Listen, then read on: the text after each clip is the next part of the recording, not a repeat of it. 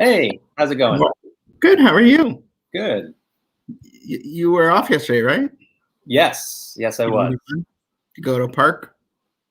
I did actually. I went over to Magic Kingdom. Oh, Yeah, it was nice. It was nice to just take a walk around the park and get out of the Marvel universe for maybe an hour or two, and then jump right back into it. yeah. It must be nice to have days off. But today we had some new comics. What? And we're going to start with King in Black, Black Panther, #1. Yeah, I thought for a second you were going to stop at we're going to start with King in Black and then just kind of throw a dart because 5 King in Black issues today. Yeah. But all very different. Yeah, that's been the case with this this whole series or this whole event. Really, all the tie-in issues go off in very different directions. Really, so it's been fun. Before we get too far, I just want to give Kidder a shout out doing college homework. I remember those days. I used to do my homework at TCA. Ooh, that sounds nice. No one would bother you back in those days. Plenty of empty space. So I mean, the Wakanda's not impervious to the Null invasion. So we have T'Challa, Shuri, Okoye, trying to all manage it with different tactics. It's a very wordy book. Yeah. And but in the end, I think we learned a lot about perhaps Null's weaknesses. Yeah, I mean, it seems. I mean, I won't go into specifics, but some of the things that we thought we knew about symbiotes may still be true. I guess we can say. We'll have to find out going forward, of course, because Null always seems to have another trick up his sleeve. I did think this one was interesting because it felt as though it could have been earlier in the event, right? Like it seems like there was a lot of characters, still learning exactly what's happening and what they can and can't do to win this fight. So it was kind of interesting. And like you said, it's a pretty wordy book. There's a lot of it spent just sort of deliberating what strategy to go with, which I thought was interesting at this point in an event like this. Yeah, that's one thing I would say about the tie-ins. They seem to, this week, they all seem to take place in different spots. Yeah. I mean, we'll go through the titles we reviewed in a minute, but this one I would say, is earlier. Fantastic Four, I would say, is basically the beginning. Mm-hmm. S.W.O.R.D is deep into it. So it's not so much about. It's not like the 10 and Swords, where it's like read this book, then read this book, right. then read this book. The order is a little less important here. It's more about painting a broader picture. Yeah, I think as long as you read the, you keep the actual King in Black titles where they are in terms of release, then you're not spoiling anything, from the rest of the story. Yeah, and maybe the addition of Venom, the main Venom title. Yeah, that's true too. But yeah, so you like this book? I did. It was fun. I do think there was, like we said, they spent a lot of time sort of in the middle of this deciding what to do. And I think there's probably a little too much time spent on that. But there was some really cool action. There was some really great artwork. And T'Challa is just such an awesome character that, there's always, like I mentioned, Null always has a trick up his sleeve. T'Challa has been the same way, for a very long time. And you just kind of always have, this faith that he has some plan that's going to work out in the end. Yeah, just a really great character. And yeah, I like this story. I'm interested to see how this impacts the story going forward too, because this could be another turning point. Next, we got Fantastic Four, written by the famous Dan Slott, #29. As I said, this kind of begins before the invasion. Yeah, kind of goes in parallel. It speeds up. This book is faster than the main plot of King of Black. But yeah. I will say, this is my pick of the week. Okay. I love that when the Fantastic Four can be the Fantastic Four. There's always going to be this like cosmic crazy all this, but right.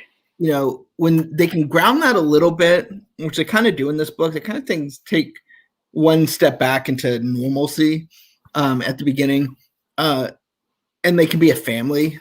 There's definite dynamics here. It's almost like, it has a very television style, like if you expected a television superhero series, I mean, we have them now, but it's like, it's very Fantastic Four. I mean, I would say even has parallels to WandaVision, where it's more about the relationship than necessarily, there's big things going on all around you, crazy stuff, but what you care about is the characters.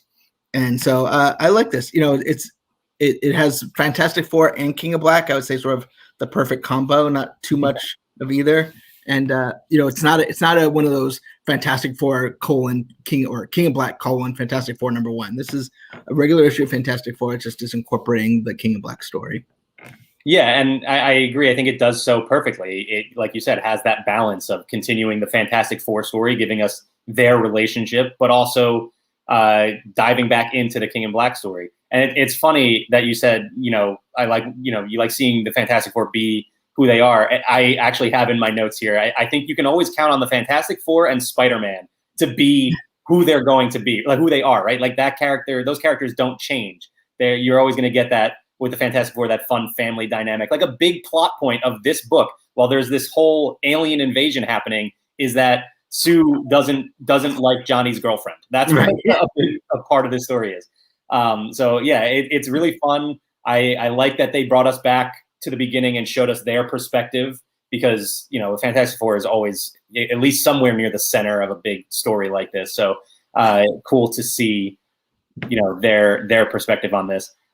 Speaking of Johnny's girlfriend, do we trust Skye? What do you think? I trust her more than Sue does, but I don't trust anyone when it comes to Fantastic Four. I think her intentions are good. I do, but I think there might be something, unbeknownst to her, that could cause a problem. I think it's pretty clear in this issue that they are bonded in some way.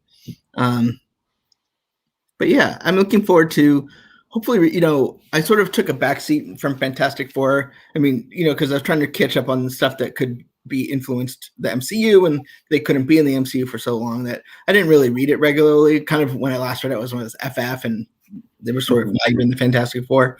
But I'm really getting, and Dan Slott just can do those. You mentioned Spider-Man, he can just do those kinds of characters so good. Right. This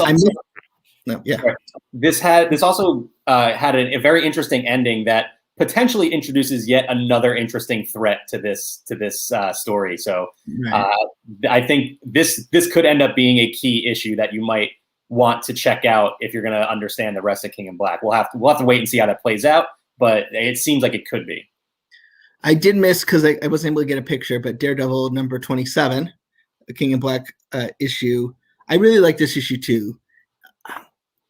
If it wasn't very similar to 26, it probably would have been my pick of the week.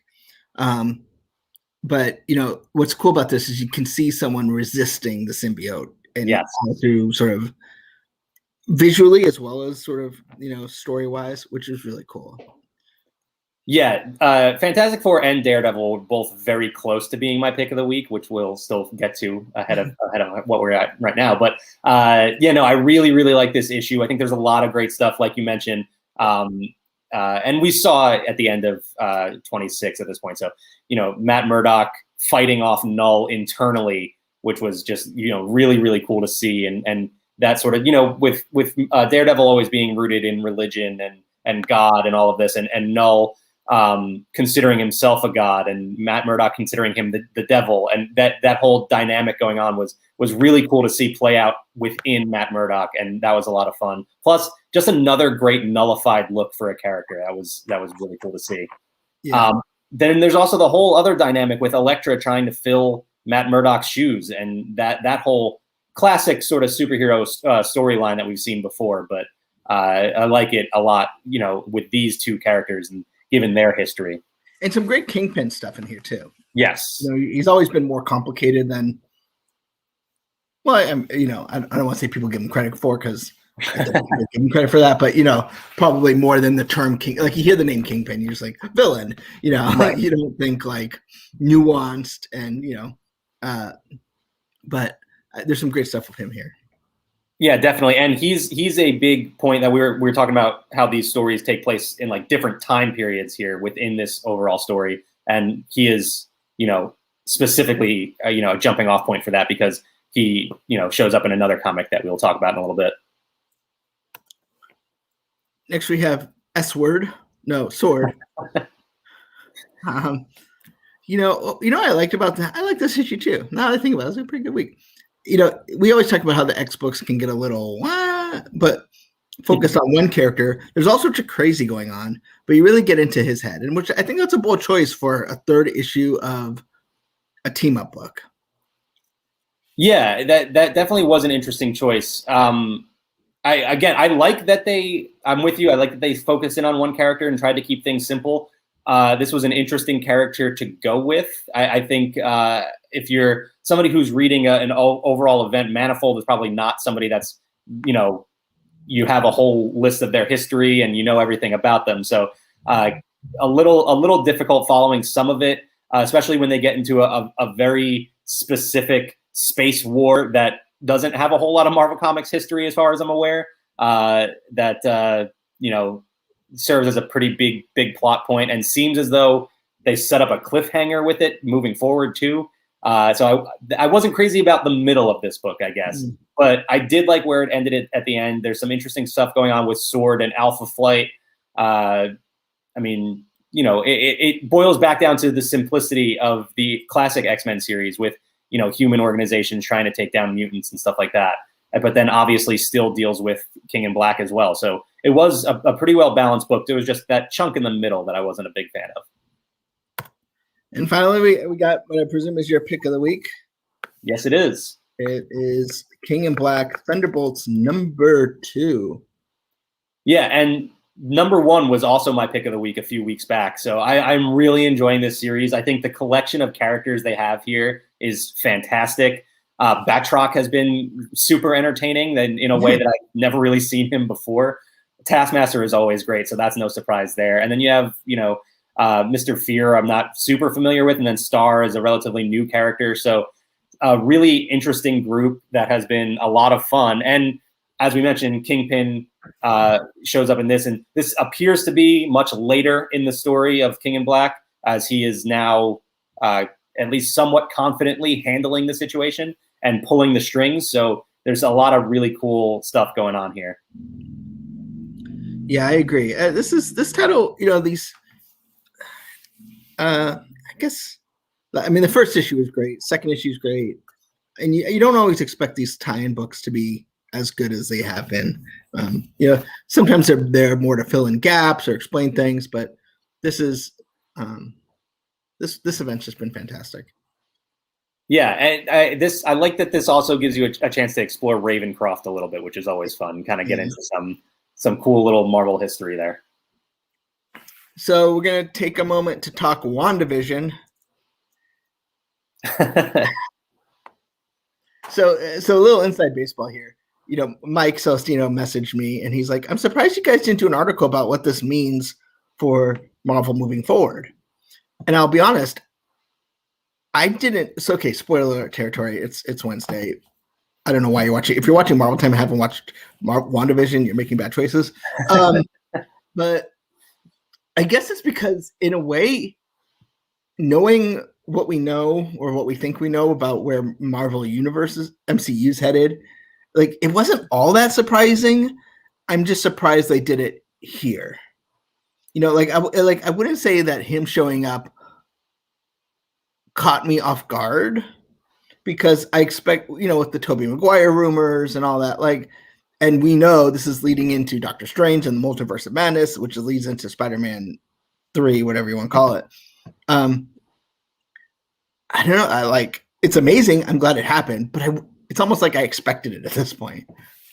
Yeah, to take it a step further, even just, as somebody who has their eyes on everything Marvel going on all the time, reports were out there a while back that Evan Peters was going to show up in this series, though we didn't know what role it was going to be in. I think we all sort of had a hunch that it would be as Quicksilver. So actually, when I saw the hair, I immediately thought that's Evan Peters. It's not going to be Aaron Taylor Johnson. So so I mean, I kind of, the moment was still incredibly powerful, such a cool, cinematic moment for a television series. But it, wasn't completely, like you said, didn't completely catch me off guard. Well, and then Darcy's line of they recast Pietro, it just like makes it perfect. It just like takes that moment and then just winks at you, but in a way that completely makes sense. Yeah. I think also, though, it would be hard to say what this means for the MCU because I think we still don't know. I think WandaVision has thrown us curveball after curveball, and we don't know where this is going to go. This could be the bridge to the multiverse. It could be Mephisto impersonating Pietro. It could be, it could just be that the hex has changed what the character looks like. There's so many different variables going on right now. I think we have to see how this plays out a little bit. Yeah, and I'm reached a point in the program where I don't need to care anymore. Like I'm done sort of prognosticating, but I'm on the, it's not like when you lead up to it, you're analyze, what could this mean, whatever. But now I'm just like, let's just have fun. Let's enjoy this ride, especially since it's every week. I don't have to wait all that long to find out what it means. We do get a couple of we get a nod to Monica's perhaps future as a superpowered individual when she can't they can't take x-rays of her, and we also they mention an astrophysicist. And it's done in a way where you're like, that's just not going to be like Joe from the astrophysicist department. Like, it's like, do you think it's teeing up I honestly, I don't know. It is, by the way, aerospace engineer, I believe is the term. I'm sorry. Yes, you're right. Yeah. But it could be so many different things. It does seem like, and the popular theory, we'll just throw it out there, is that it's Reed Richards. And this would be back-to-back episodes that seem to give a nod to the Fantastic Four after we heard the half the astronaut program disappeared in the blip, and now you have this mysterious aerospace engineer who could be working with S.W.O.R.D. That would make sense for Reed Richards, which I've had a couple people ask me like, oh, but is Reed an aerospace engineer? He's an everything engineer. Reed has every degree you could possibly imagine. So he would fit basically any scientist description you could have in the MCU. So I wouldn't be surprised, but then, like I said, there's so many variables, and we keep getting all these crazy twists. Who knows? It could be anyone. And I will say, WandaVision is killing it with the episode titles. Episode 4, where they kind of took a break, says we interrupt this program, and number 5 was it back on a very special episode. Very special episode, yeah. And and nothing says 80s television like a very special episode, right? So that I can't wait till Friday, and we actually got more for more Marvel coming on Friday than normal with was it Behind the Mask? Yeah. What do you know about that? So that's the new documentary. I think we talked about it a few weeks ago, probably coming out. It's going to be based on the concept of secret identities, which is such an awesome concept to me to dig into. And we've seen a trailer with a whole bunch of different Marvel creators talking about the idea. And I'm really looking forward to it. There was a new clip that was just released this week featuring Joe Quesada talking about T'Challa and Black Panther and removing his mask and living in that world where you see the character behind the mask. And it seems like a really, really cool concept, and I'm excited for it. Yeah, I am too. This one's been really weird, where it just seems like it came out of nowhere. But for sure.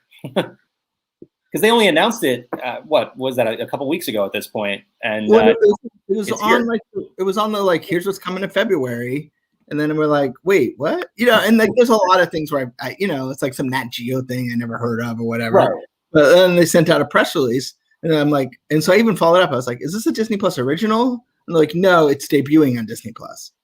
I don't know what the difference is. I'm sure there's some major legal differences, but I don't know. But more up the Disney Plus alley, is we got during the big game, and I'm going to try and play it without audio, but it might. There we go. We got the new trailer for Falcon and the Winter Soldier. We got the first trailer during the last Super Bowl. Right. Which we talked about last week, how we thought we might see Black Widow be like one of the first movies to have a trailer at both, but turns out it's Falcon and the Winter Soldier, which, I mean, I can't wait for. This seems a lot like, I mean, WandaVision has been a little bit divisive, right? Like there's a lot of people that have been saying, although I guess not so much in recent weeks, but in the beginning, a lot of people were saying this isn't, what I expected from Marvel. It's so different, which, I mean, we have loved to this point, but a lot of people want to get back into what we've seen from the MCU so far. And 100%, this seems like, much more familiar. Yeah. I mean, it definitely feels, I mean, it's not, it seems a little bit more earthbound, when you read comics, there's like, there's, I would say cosmic, then there's sort of like the epic stuff. And then there's sort of the ground level. And then I would say there's even sort of like street level of like Daredevil, so there's different sort of stratas. And this definitely seems more like a earthbound, reality based, not S.H.I.E.L.D. necessarily, but that kind of politics and intrigue kind of thing. Baron Zemo, Agent 13, in the spirit, I would say, of Winter Soldier, Captain America. Winter Soldier. So, I'm looking forward to it. It's definitely, I think, gonna be different. I think that's what's great. I do kind of regret that this was not first, because I feel like it would have given WandaVision a little bit more time to prove itself. I mean, I feel like people, are not that paid. If you can't get through 3 episodes of something different before you find out where it's headed, that's not great either. I mean, I do love slow burns. So, but I can see that this is,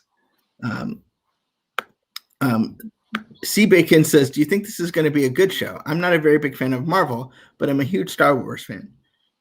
So I would point back to what you said a couple minutes ago. I think this is going to be very similar to Captain America Winter Soldier. I think you'll have a lot of those same dynamics. So if you're a fan of that movie, which to me is still the best MCU movie they've put out. I mean, Avengers Endgame was obviously something special, but as far as standalone movie, Winter Soldier is still my favorite. And I'm super excited. I love these two characters. I love the dynamic between them. It's it's going to be very funny because they're just hysterical whenever they get together. We saw that in Captain America: Civil War, and then we also see just from that trailer, it's going to be packed with action and those close hand-to-hand fights and stuff like that. That is so entertaining to watch. So I'm definitely looking forward to it. This was the one of the 3 series that we knew we were getting first. This was the one I was most looking forward to in the beginning. In fact, I would say WandaVision was, because I knew that was going to be different. But in terms of what I thought of as like sort of continuing the threads of Endgame. Yeah. We're also going to get some really great Marvel Comics characters that we haven't really seen. I mean, we're getting the return of Baron Zemo, and we saw a look at him holding his mask in this trailer, which was so cool. So I can't wait for that. But then also U.S. Agent.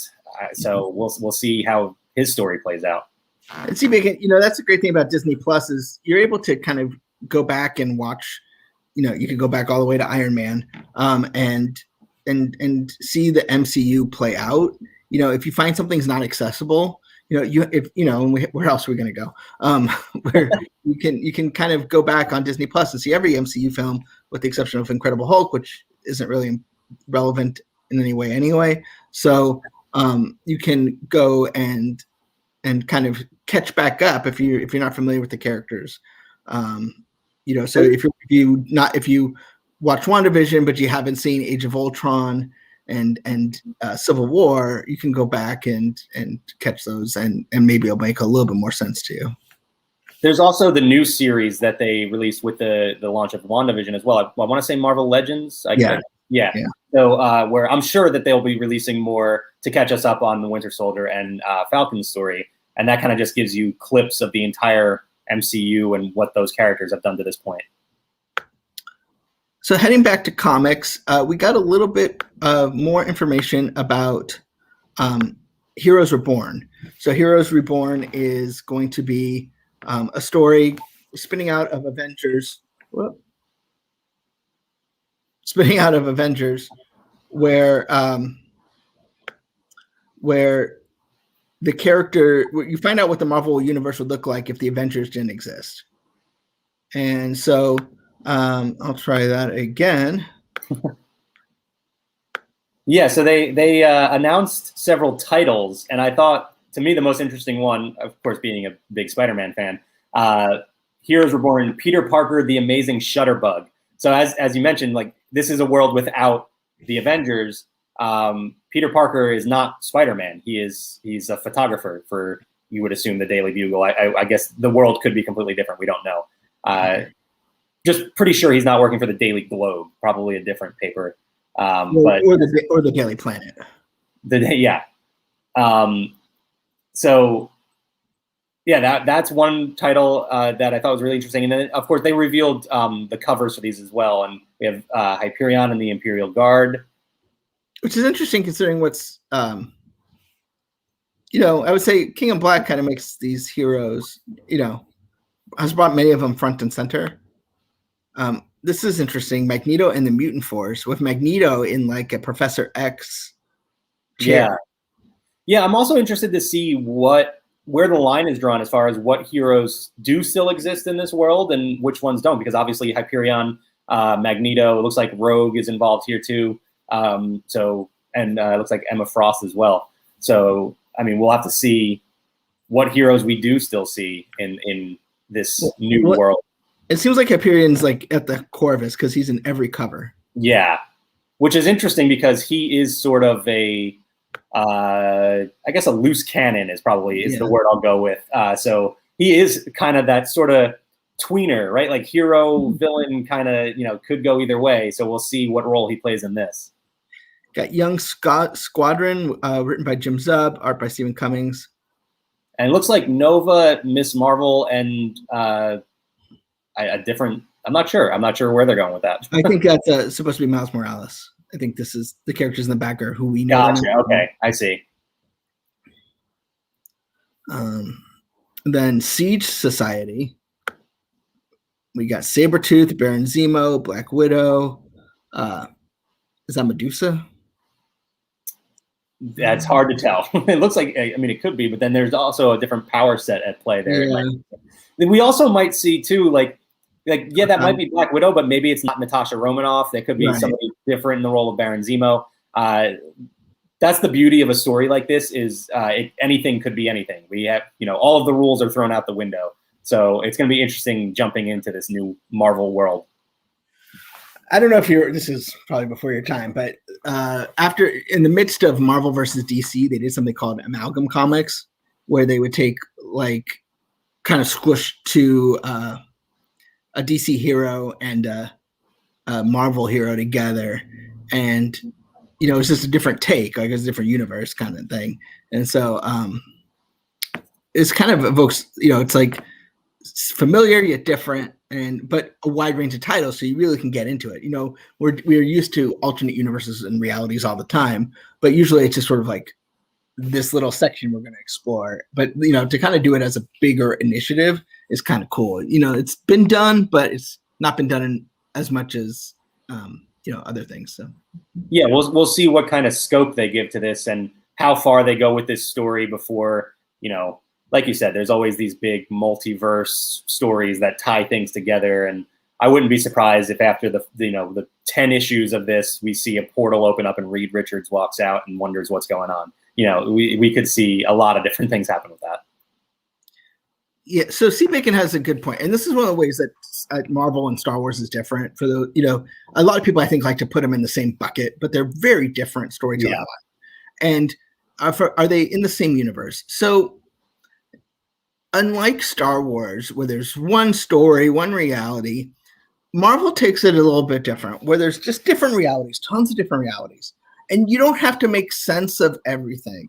Just kind of get the bearings of what the universe is for the story you're watching, whether it's the Marvel Cinematic Universe, the Marvel Comics universe, the X-Men movie universe, and just kind of get your bearings on what that storytelling world is like. But they're going to be different. And what's nice about that is you can have it, what works in the comics isn't going to work on TV because one, you can draw whatever you want, making movies a little bit different. Also times have evolved since 1950 when these comics really started taking off, or I guess the 60s from Marvel. So you don't need to be as focused on is it canon or is it not canon. It's more about just finding out what the rules are for the story you're invested in. Now, the MCU is just one thing, but it's not as hung up on making all the dots line up as Star Wars is. And you lose a little bit of sort of like directness that you get with Star Wars, but also you lose a little bit of the sort of you gain a little bit more freedom, and you don't have to be so hung up on it. It doesn't matter. And that's why you don't really need to sort of know everything that happens. If you watch WandaVision and you're not familiar with the comics, you might not pick up every Easter egg, but it doesn't make it not enjoyable. It just, they might throw in a little reference here and there for the hardcore fans, but it's just like watching a Pixar movie. You don't have to see the Pizza Planet truck to enjoy the film, but it's in there for people who, as you get more into it. So yeah, it's not like Star Wars where there's sort of canon masters and comic books tie into movies. If you're reading a comic book, it's not an MCU, unless it sort of says it is. It's not related to the MCU. Now we're getting into Multiverse of Madness where we don't know if that's all, they're going to kind of create one big overarching sort of canon. But, as of now, MCU has been its own thing. Comics have all sorts of realities and whatever, and you just enjoy the story that it's telling you in that particular world. Yeah, that's like Ben said, you try to focus in on that story that you're following, because if you try to grasp everything that's happening, and we've talked about this before with, the numbering of comics and stuff, and trying to tie everything together, it gets overwhelming. It's too much. You have to just kind of pick a story, roll with it, and just focus on that, because there's so much else going on, and it's too much to take in all at once. You have to let yourself know that you're not going to understand everything. Yeah. What happened to the wall from that Spider-Man comic? So the man on the wall, is that what you're referring to, like where Nick Fury was? I think that story might still. That's what I believe you're talking about. I think that story is still to be told. It's, as I said, it's not as neat and clean as a comic is. You're never going to understand everything. You're never going to follow every story lead. Just enjoy the moment.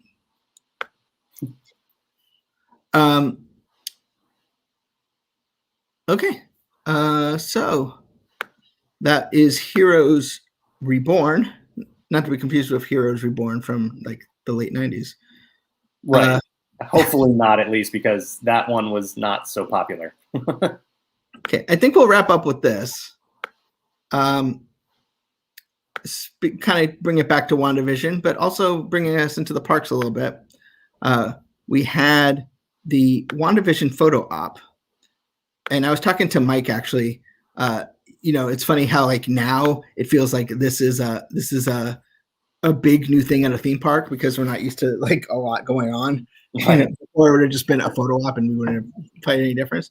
But it's kind of cool. So you have like an old school TV, looks like maybe 70s.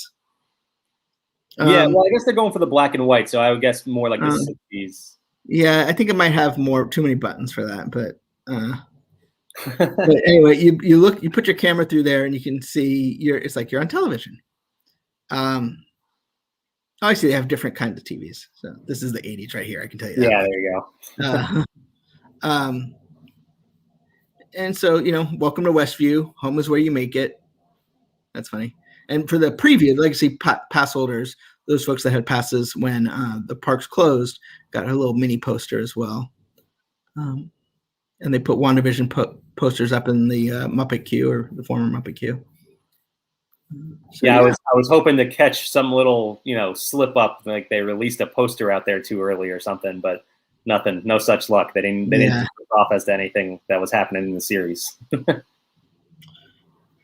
So that's neat. And there's words that there may be more WandaVision stuff coming to California Adventure in the not too distant future. So check that out every week, except last week, because I think they got their weeks messed up.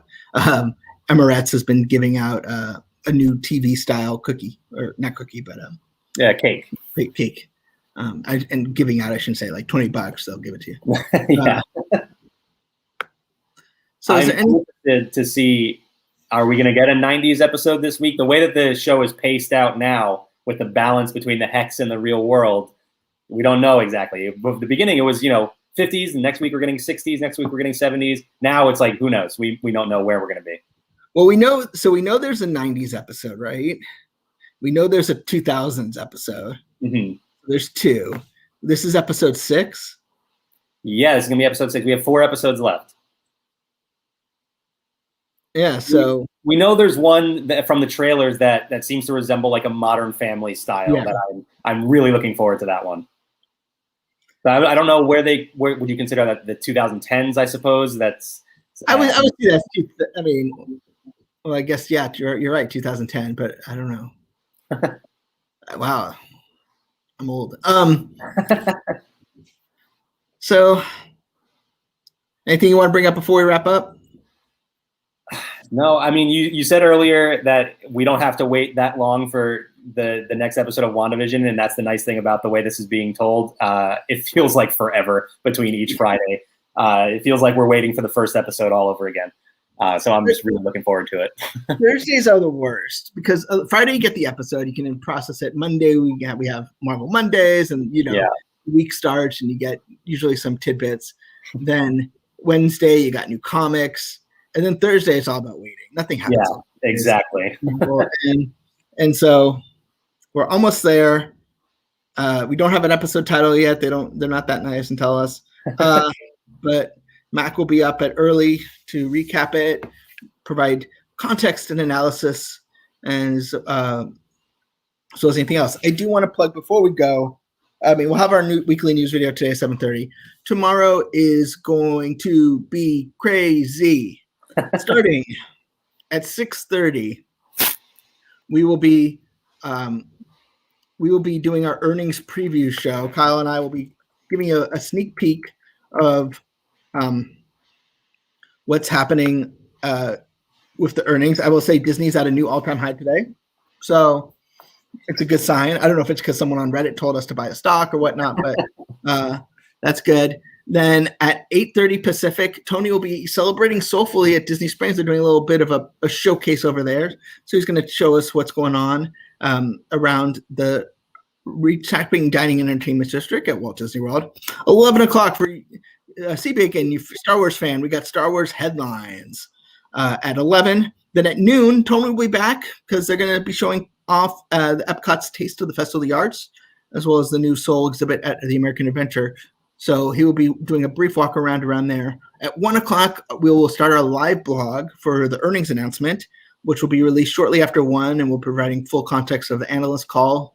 And then at 3, we will be back here to recap the earnings call and whatever announcements come out of that. And then we have our Grownish recap at 5:30. So I will also have a Behind the Mask review up if you want to check that out and get ready for that new documentary hitting Disney Plus on Friday. Also, Jeremiah will be at Legoland all day showcasing their new stunt show. There's a lot. There's a lot going on. Episode 4 of Zacks of Life podcast also up right now, so you can check that out. Yeah, what do you guys talk about this week? Well, we recap WandaVision, and then with Valentine's Day coming up, we drafted the best Marvel couples. Okay, so you get to pick 4, right? Yeah. I didn't get a chance to listen yet, but let's see. I would pick. I feel like you got to pick Reed and Sue. They were picked. So I feel like